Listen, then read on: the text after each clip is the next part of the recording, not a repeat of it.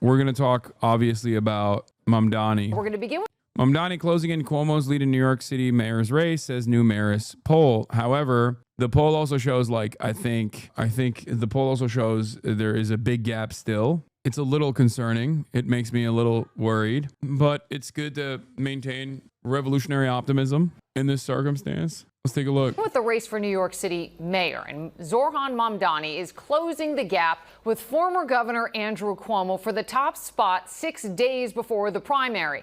Mamdani is now within 11 points of Cuomo in a new mayor's poll, but with That's the first round. That's the first round without ranked choice voting and no one with the majority of votes, the race becomes a lot more complicated. Eyewitness News reporter NJ Burkett is live in Lower Manhattan with our lead story tonight. NJ. Right, Liz, outside a polling place here on Greenwich Street in Lower Manhattan. You know, more than 130,000 people have voted in the election so far citywide. And as you know, Andrew Cuomo has been the front runner from the moment he entered the race. But as you said, his numbers are flat, and Mamdani has cut his lead in half. The poll predicts that Andrew Cuomo will win, but he'll have to hold off a surging Zohran Mamdani. We continue to be within 10 points. We continue to be on the verge of a single-digit race. The 33-year-old socialist assemblyman from Queens is closing the gap. In a poll of likely Democratic primary voters, none of the candidates has the 50% needed to win outright. Andrew Cuomo is first with 38%, followed by Mamdani with 27%, and Comptroller Brad Lander and Council Speaker Adrian Adams, each with 7%. 11% are undecided. The poll predicts that Cuomo beats Mamdani in the 7th round, 55% to 45%. Lee Miringoff conducted the poll for the Marist Institute. Cuomo is in front, but it's not a solid, locked-in kind of number for him. Voters were also asked whether the city's next mayor should oppose President Trump. 72% said yes, 26% preferred compromising with the administration. All of the Democratic candidates are vowing to push back. Lander with his arrest. What New York City needs right now is a mayor, is a leader who will stand up and protect New Yorkers. Cuomo with his TV ads. Trump's coming for New York. Who do you think can... I got hopium for you. Polls were wrong about Eric Adams' win by 9.5%. Turnout is nearly double from last year's with early voting numbers. The polls conducted aren't contacting Muslim voters over 45, who he's been doing hella outreach with. Most important, we need more people to knock on doors for get out the vote. Absolutely. Oh, man. Oh, man. Oh, baby. If Mamdani doesn't win, I'm not sure the American public can be saved because you can't run a race better than him. I'm going to be honest with you. Even if he wins, I don't know if the American public can be saved, but at least he's a beacon of hope, a really necessary hope. Like, allow me to put my lib cap on for a brief moment and say that even if you are a liberal right now and you're scared of socialism, scared of like the scary brown guy, you can't deny that he is exactly the momentum that the Democratic Party needs. A real fighter who is young, who is charismatic, who is going to actually routinely make a big fuss about Donald Trump. He's going to do right by his constituents. He's not going to be beholden to corporate interests. This is exactly the type of guy you need. It doesn't always have to be a fucking white dude, okay? I know many liberals are so used to voting for the same names that they've seen over and over again, and they think that spells stability, and stability is what we need right now. But Zohran Mamdani is exactly the type of candidate that represents broad, popular ideas that you all want implemented. And while he's young, okay, his lack of experience means that he is less corrupted by the very same forces that cause you to vote for these old fucking douchebags who don't do anything for you and have calcified their support in their real corporate benefactors who only defend their real constituents, not you, not the average voter, but instead the real estate lobby and all these other special interest groups, whether it be DoorDash or numerous other expensive campaign contributors. Okay. It's also obviously insane that there are New Yorkers out there who would rather vote for a fucking copist. Okay. Like Mr. Cop Diddler, Mr. Cop Fondler, Andrew fucking Cuomo. Just because you know his last name, just because you recognize his last name doesn't mean that like he is the right guy for this moment. Every single aspect of New York City existence that has devolved in the last 2 decades is directly a consequence of Andrew Cuomo's leadership when he was the governor. And now, in an effort to continue that reign of corporate interest. People like Michael Bloomberg are pouring in millions of dollars into the race. Michael Bloomberg personally has dumped $8.5 million. Andrew Cuomo gets support from a lot of these fucking pig unions, or at least the union leadership, but the rank and file is not with Andrew Cuomo, because the rank and file understands that Andrew Cuomo is also anti-union.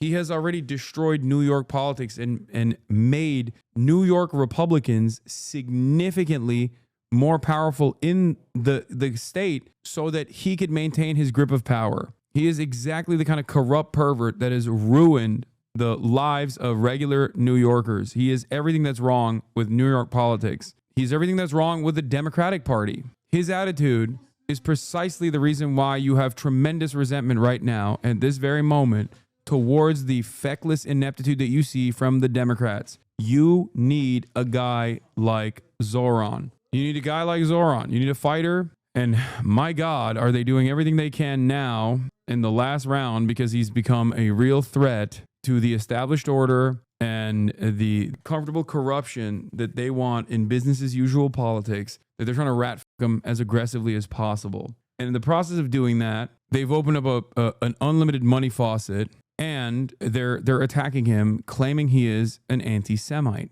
once again. I said this yesterday. The concerted effort to spam the airwaves with anti-Semitism smears against Zohran is a desperate attempt to deprive New York City of the young, dynamic fighter that the Democrats desperately need, all because he's anti-genocide like the majority of the party's base. Disgusting. Anti-Semitism smears are not effective in the United States of America, especially, but they are, and I would go so far as to say that it didn't even work with Corbyn. But what it does do is gum up the works in the last round here, okay, right before the election. If you want to show your best foot forward, if you want to talk about your policies, if you're constantly battling anti-Semitism allegations, you're constantly on the back foot, it's a time suck. It's a waste of energy. It's a waste of media space.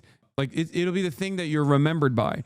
That is the way in which people use these vicious smears, okay? The way this started was when Zohran went on the Bulwark show, which is run by rhinos. It wasn't supposed to be like a heated debate or anything like that. But Zohran went on Bulwark with Tim Miller and Cameron Kasky. Friend of the show, Cameron Kasky, invited him, okay? Tim Miller on the show asked him about globalize the Intifada as a slogan. And also from the river to the sea, Palestine will be free as a slogan. He said these are scary anti-Semitic slogans. And his response to that was the exact same response that I've given to these statements, right? He basically says something along the lines of Intifada is an Arabic word, and that's what's scary about it. Globalize the Intifada means globalize the revolution, globalize the struggle, globalize the rebellion, right? And it's the Arabic, or globalize the uprising. It's the Arabic word for uprising. That's just what it is. And that is the reason why the Holocaust Museum in the past,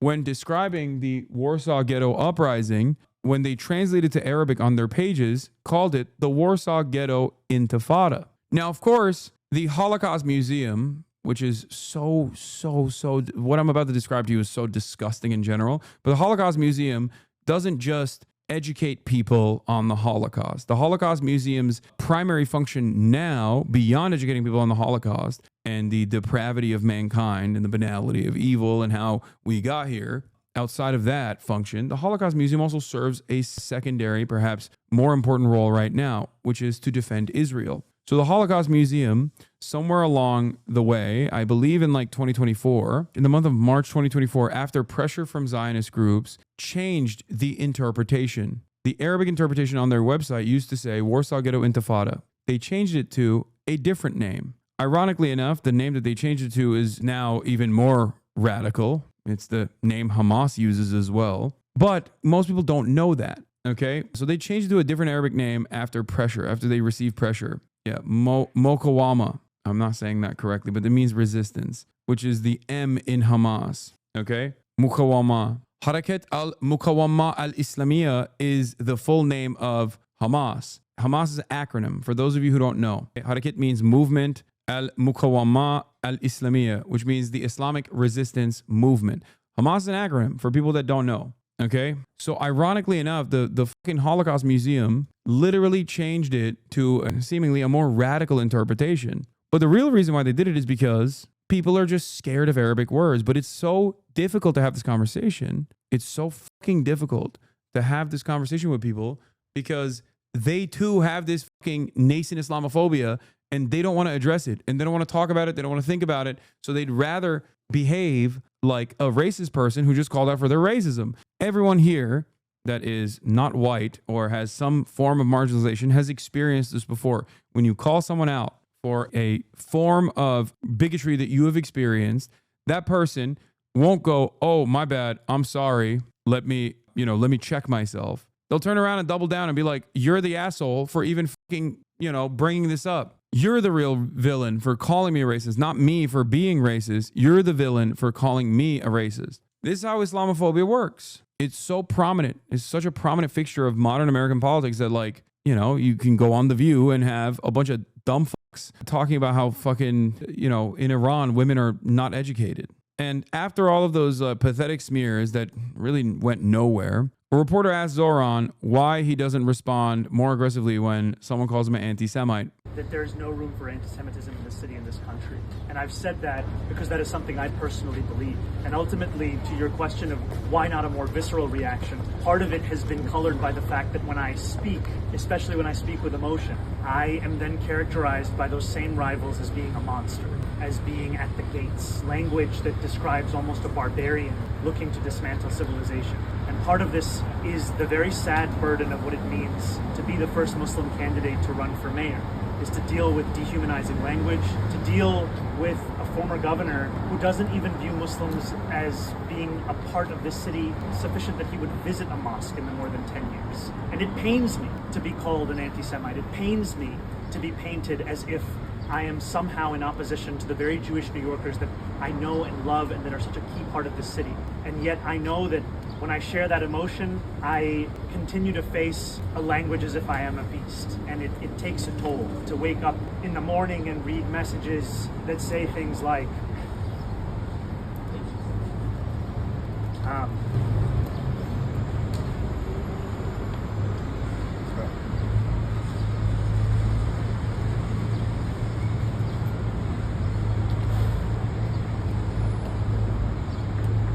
I get messages that say the only good Muslim is a dead Muslim. I get threats on my life.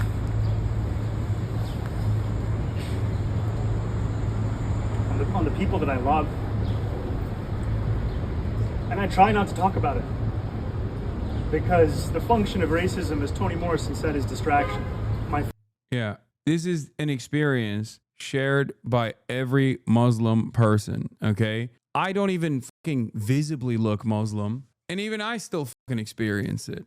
It's just every single person. A lighter version of this is when people automatically assume that I'm biased against Israel because I have anti-Semitic tendencies born out of being Muslim, because this conflict is always described in the most idiotic fucking terms in the United States of America, especially amongst morons, as a religious conflict that has gone on for thousands of years when it has nothing to do with fucking religion at all. Even non-Muslims who are just fucking brown have experienced a version of this. It's just another form of bigotry, okay? And just like anti-black racism, people get more mad when you even call it out. So I think at this point, 20 plus years after 9/11, most Muslims in the West don't fucking say anything about it because it's like, what are you going to do? That's just how it fucking is. It is what it is. That's just what it is. You just have to navigate this fucking space and eat it. Because if you spend a good deal of time trying to fucking talk about this and trying to get people to reconsider their stance, it's just, you create a wall. They just don't want to hear you out. And they would rather be left alone in the comfort of their bigotry, and they won't listen to you on other issues. That's how it is. So it saddens me to see this. It angers me to see this, but it's just how it is. Like, consistently assuming that a fucking Muslim person who has done a good deal of activism against anti-Semitism, consistently claiming that a Muslim person who is a fighter against anti-Semitism, as well as all other bigotries alike, peppering them with accusations of anti-Semitism is Islamophobic. Really? Like, it's ridiculous. The idea that you're like trying to find the secret anti-Semitism that exists in the heart of this person is fucking ridiculous. It sucks. But it also works incredibly well in Western society, especially amongst people who themselves are anti-Semitic, but can much easily distract away from their own personal, actual anti-Semitic points of view by just being like, this is an Arab invention. Like, think about it. The highest form of this is the concept in Germany that anti-Semitism was imported into Germany by Arabs. Dog, in recent history, your country did the fucking Holocaust, man. What are you talking about? Arabs actually brought in anti-Semitism to Germany. What a laughable, idiotic, cope-induced statement to make. Focus has always been on making this a city that's affordable, on making this a city that every New Yorker sees themselves in. And it takes a toll, because this is a city that every single person deserves to be in. It's a city that we all belong to. And the thing that's made me proudest in this campaign is that the strength of our movement is built on our ability to have built something across Jewish and Muslim New Yorkers, across New Yorkers of all faiths and all backgrounds and all boroughs. And anti-Semitism is such a real issue in this city. And it has been hard to see it weaponized by candidates who do not seem to have any sincere interest in tackling it, but rather in using it as a pretext to make political points. Yeah. And of course, lo and behold, after these fucking ridiculous attacks, and also Brad Lander says some fucked up shit too. He used this as an opportunity to fucking shank Zohran too. Only a couple days after they cross-endorsed one another, Brad Lander went on a spot on Pod Save America, and basically he was asked about the Globalize the Intifada thing. He said something along the lines basically of like, I don't think Zohran is an anti-Semite. Of course he's not. But of course, when he uses that term, it's scary for people like myself. Something along those lines. I mean, we can watch the full clip if you want. Brad Lander, to be fair, followed it up by saying he has full faith in Zohran. I know. Jacob Kornblue has the clip that was, of course, clip-chimped. And I know Brad Lander doesn't think Zohran Mamdani is an anti-Semite. I know that. Here, Brad Lander, who cross-endorsed Mamdani, says Jacob. You know, when I hear the phrase globalize the Intifada, I say to people, I'm telling you, all I can hear right now is some Jews were killed in DC and there was a flamethrower in Boulder. And maybe you don't mean to be saying it's open season on Jews everywhere in the world, but that's what I hear. And I'd like to hear that from other people as well. At the same time, though I am a strong believer in the vision of Israel as a Jewish and democratic state, I hate what the war the Netanyahu government is conducting in Gaza. I have spoken up many times for a ceasefire, for aid getting in there, for an end to the occupation of the... Yeah. Bizarre caption. Lander has never agreed with Mamdani completely on Israel-Palestine. While he criticizes the one phrase, he explicitly defends Mamdani as a candidate for all New York Cityers. Defends his endorsement of Mamdani. Suggests that Cuomo is the real bigot on the race. West Bank and Gaza for the human rights of Palestinians. And it's not the mayor of New York City's job, thank God, to try to achieve safety and mutual self-determination between Israelis and Palestinians. But it is the mayor's job to show up and say, we're going to bring... Anyway, I thought about not even covering this because it's so stupid, and giving it oxygen furthers the fucking dynamic, furthers the back and forth. Brad Lander on why he ranks Zohran Mamdani second. Mamdani second.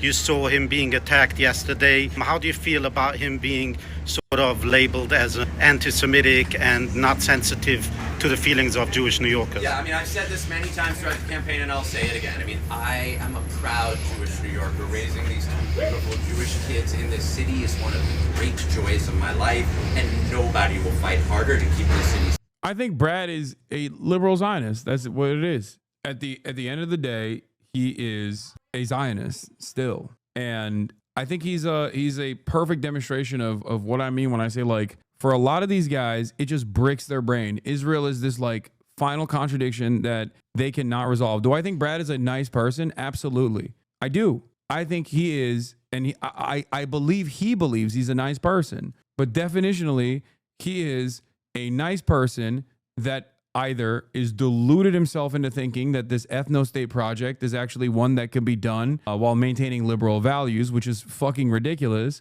or he just refuses to recognize it. He just refuses to recognize the supremacist, fascist, exterminationist ideology that is Zionism. Okay? Ultimately, there's not really anything you can do. There's no way to resolve it. state for Jewish families and for all families than I will. I believe there's like a gatekeeping function on City Hall, which is decency and integrity. And Andrew Cuomo does not have decency and integrity and should not be allowed at City Hall. I believe that Zohran Mamdani is a person of decency and integrity, and I am therefore encouraging people to rank him number 2. We do not agree on everything about Israel and Palestine, but I do believe that he will protect Jewish New Yorkers and our rights, and I was proud to rank him. Sir. Yeah. Anyway, in the aftermath of all this that unfolded, of course, okay, and for the record, if you want to know about why Trump names allies the Holocaust Museum Board after firing the Biden appointees, not that it matters because the Holocaust Museum actually changed the Intifada to, I don't know how to the other Arabic word that is part of the Hamas acronym, Makawa.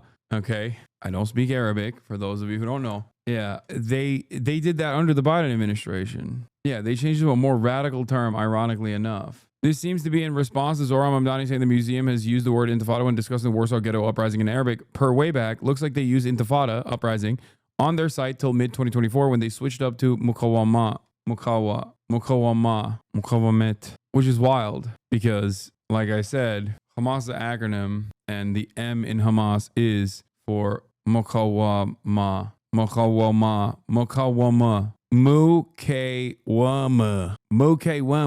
Anyway, Mokewame. Why did Tim Miller even ask that to him, by the way? Did he say that phrase at some point, or did he just want to stir the pot? I think he just wanted to stir the pot. Zohran being peppered with questions about anti-Semitism in Israel despite being ethnically Indian from Uganda, having no connection to any militant Muslim organization as racism, is no different than badgering a Jewish candidate about dual loyalty. Anyway, a hedge fund manager who used to be the CIO of Goldman Sachs and is allied with the #1 funder of Andrew Cuomo's super PAC. Yeah, Elijah Wiesel, son of renowned Holocaust survivor Elie Wiesel. I can't see into Zohran Mamdani's soul when he doubles down on saying that globalizing the Intifada is a good thing, blah, blah, blah. Again, not a lot of motion, right? Not a lot of motion for this stuff. No need for a lot of air that will engulf this fire, that will grow this fire, right? It's very stupid. But one thing that did happen, of course, is that predictably, since this became like a big news story, Zohran has been getting showered with death threats. And one of them was credible enough for the NYPD to actually launch a hate crimes investigation into the allegations that a man threatened to blow up mayoral candidate Zohran Mamdani's car. Go ahead and start your car, see what happens, the man said in a voicemail left with his office that we obtained. Unsurprising to no one. He also made a beeper threat. The caller also advised Mamdani to check your beeper too, you terrorist fuck. Beep, beep. Can you guys think of another podcast that makes beeper jokes with regular frequency now? This blatant Islamophobia and violent threats against Zohran Mamdani are exacerbated by the racist smear campaigns funded by Cuomo's MAGA donors. This is vile. Zohran campaign responded to the NYPD investigation, a car bomb threat against Zohran Mamdani, among many others he's referenced against him, family, staff. After multiple death threats and racist messages, Assembly member Mamdani's office is participating in an ongoing investigation by the NYPD's Hate Crimes Task Force. While Zohran does not own a car, the violent and specific language of what appears to be a repeat caller is alarming, and we are taking every precaution. While this is a sad reality, it is not surprising after millions of dollars have been spent on dehumanizing Islamophobic rhetoric designed to stoke division and hate. Violence and racism should have no place in our politics. Zohran remains focused on delivering a safe and affordable New York. Guy with a beeper in his Twitter bio responds with, "It's obvious that this is a campaign stunt lie to deflect and distract from Zohran putting his whole foot in his mouth yesterday in his deranged accusations against the Holocaust Museum in defense of his virulent anti-Semitism." Follows you. I mean, is that shocking? Come on now. Mamdani, in a resurfaced 2021 video, urged activists to demand that local candidates support BDS. Speaking up for Israel comes with everything you might want, and we need to show that it's not that way anymore. There are consequences for speaking up in favor of apartheid. Yeah, what's the problem? Maybe people liked it because they liked what he had to say. Spoke to some New Yorkers today who unfortunately like Zohran and his policies, but see them as too good to be true almost, even without any real justification for why, and therefore view Lander as a safer choice with similar policies. What would you say to such voters? If every politician is going to say that they're going to give you 100% and basically at minimum give you 50%, why wouldn't you want someone like Zohran who promises 100% and will give you 50%, rather than Lander, who promises you 75% and will give you 25%. Also, Lander can't win. The safe choices is precisely how we got to the modern Democratic Party. Okay? Super easy answer. Rank Lander first, Zohran second. No, fuck that. No, don't fucking do this bullshit either. No, rank Zohran first. Okay? What is this like? Oh, just rank Zohran second. Lander's not going to clear anyway. It doesn't matter. I know it's ranked choice, but still, rank him first. It's bullshit. Yeah. Blake also rat fucked Zohran too, which was shocking because I thought he was like one of the more radical candidates. But yeah, that's my take. I've heard some good opinions about the polls. Poll is a week old. Tough poll from Mamdani, ending with a 55-45, the latest Marist poll that came out 2 days ago. Poll is a week old. These races tend to have a lot of late movement, including 2021, and the week since it fielded has been action-packed. 2021 final Marist poll had Adams by plus 12, and he won barely by 1%. Cuomo and Mamdani are tied 32-32 among the most active voters. In other words, those who voted in the Democratic primaries for 2020 president, 2021 mayor, and 2022 governor. The diehards, the ones that will walk through fire to vote, are split evenly. Relative comparable days in 2021, Brooklyn is punching above its weight in in-person voting, and the Bronx is punching below its weight. That means Cuomo will likely need a surge of primary day turnout in the Bronx for a white candidate in 100-degree weather. The Lander-Mamdani cross-endorsement was a boon for Mamdani when it happened, but it may have just become much more valuable after Lander was arrested by ICE yesterday. Maybe Lander picks up some steam and helps Mamdani leapfrog Cuomo on some ballots down the stretch. Mamdani gains among Latino voters are encouraging. We'll see if that can translate into decent turnout in Latino neighborhoods, given there's no major Latino candidate in the race. I'm going to hand it over to my guy, Jake. Jake Rubenstein says, this to me is the most important table in the entire poll. Literally 1/5 of the electorate doesn't express a preference around the top two. This race very much has the potential to go either way. There's also tremendous youth voter turnout, and I highly doubt that the fucking youth are turning out to vote for fucking Andrew Cuomo. As of the fourth day of early voting in 2025 Democratic primary for New York City mayor, the 25 to 34-year-olds have cast the most early ballots. These 4 assembly districts have 90% of Brooklyn's population, but are making up 44% of the early voting total so far in the first 4 days. Anyway, the labor unions in New York are such pussies. No, it's always the fucking leadership. The rank and file are not. It's the leadership. The commie corridor. I don't think anyone really cares about policy at all anymore, but if you just ask them in an opinion poll why they prefer a candidate, they'll just make up some policy-based answer. I would do the same. Zohran is young, energetic, and running against an institutional rot in human form. I think that also plays a big role. That's why I said when I put my liberal hat on for a moment, this is my assessment as well. You can make up policy promises to signal anti-establishment vibes, but this dude isn't winning because there's some wild shift in the electorate since they swung the other way for Trump 9 months ago. Is that a certain part of the population now votes anti-establishment every time. Yeah, but he does happen to be a real anti-establishment choice in the right direction. That's it. Everyone is now teaming up against Zohran. These ads are now brought to you by Palantir. I decided to watch the local nightly news on NBC. Every single commercial break runs anti-Zohran ad from Cuomo Super PAC. The ad usually appears twice a break at least. I've lost count of how many times I've seen it. Alex Karp, the billionaire CEO of creepy defense contractor Palantir, has taken a side in New York. Closely watched mayoral race. Karp, who once bragged that his company kills people, recently gave large sums of money to a super PAC that is supporting the campaign of former New York Governor Andrew Cuomo. It's crazy that this is now officially, once again, muddied interest versus door knocking, real grassroots, person-to-person communication versus an endless amount of money in a relatively important race, but still a small one in comparison to, like, you know, a fucking race for governor or whatever, or the general race for president. It sucks. And it's all of the major villains that are getting together to do their very best to rat fuck this campaign and to try to stop this momentum from taking place. If Democrats if Democrats cannot understand what this is, I don't know what to tell you. Democrats need to look at this and go, all the people that we hate, all the people that we despise, all the people that are pro-Trump, all of the forces that dominate our lives are coming together to say, fuck this guy. Even out of pure resentment, you probably need to go and fucking vote for Zohran and rank him first. Zohran racking up the best anti-endorsements. Lawrence H. Summers. Yeah. They're saying the billionaires are going to leave the city. That's another thing that they're saying. Incredible. La, la, la, la, no DMCA, la, la,